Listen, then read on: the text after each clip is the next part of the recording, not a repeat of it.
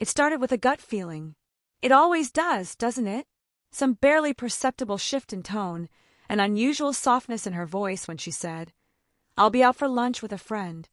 A softness you'd only notice if you'd heard the sharp edges before, the ones you thought had been dulled over years of devotion. Laura and I had been married for 8 years. 8 years of morning coffees, whispered dreams, and the silent understanding that comes from truly knowing someone. I believe we were solid. Sure, we had disagreements. Who didn't? I chalked it up to the natural wear and tear of life.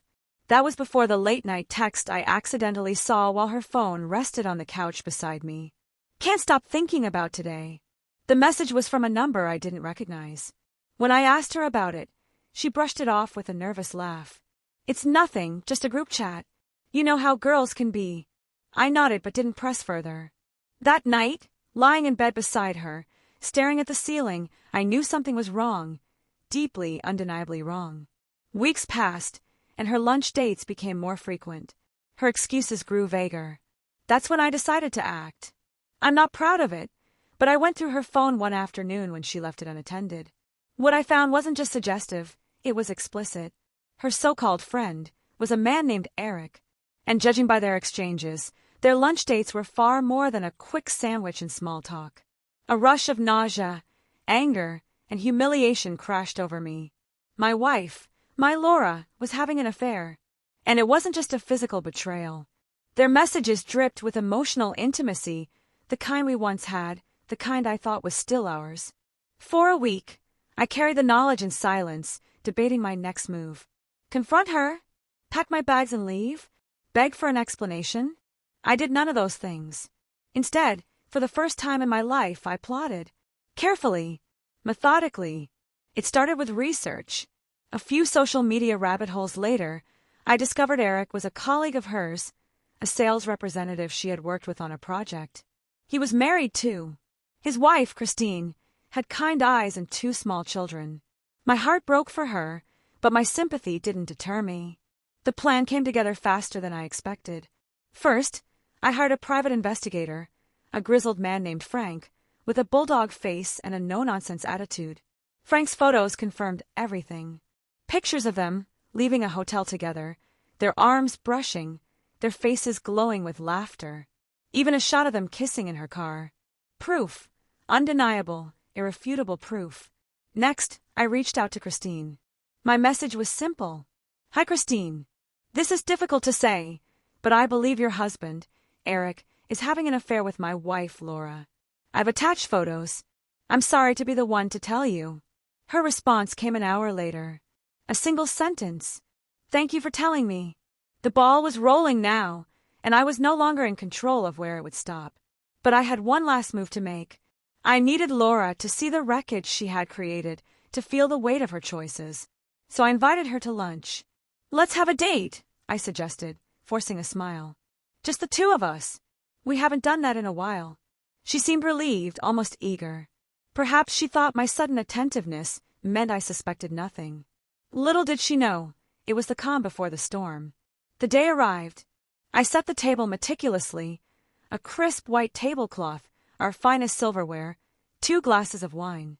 On the surface, it appeared to be an attempt at rekindling romance.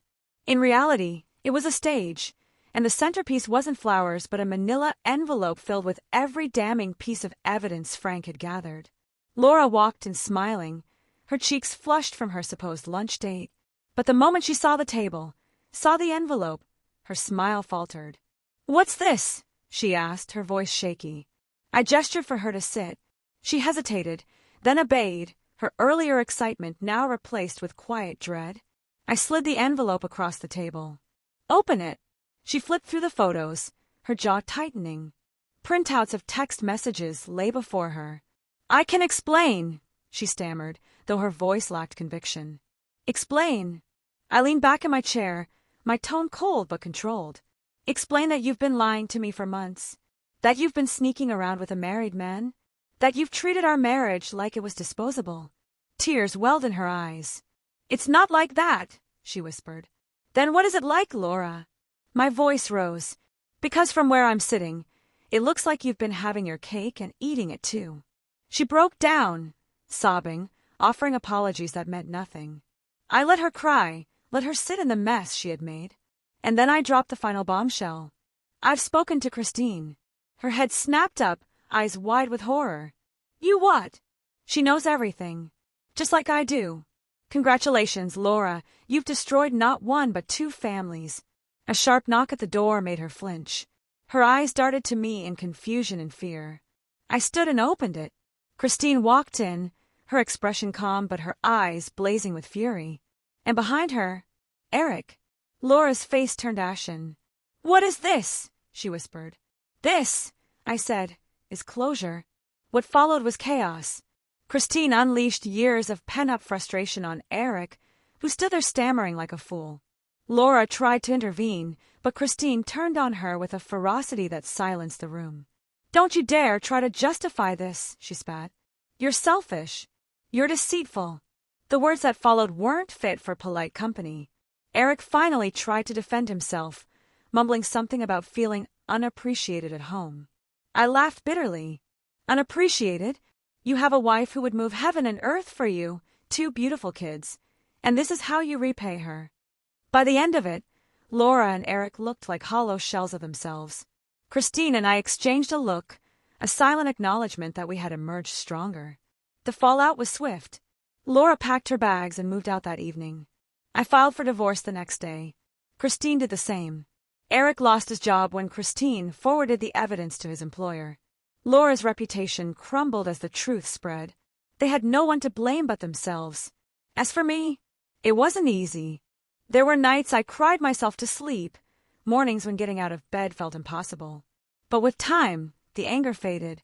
I started therapy, took up running, reconnected with old friends.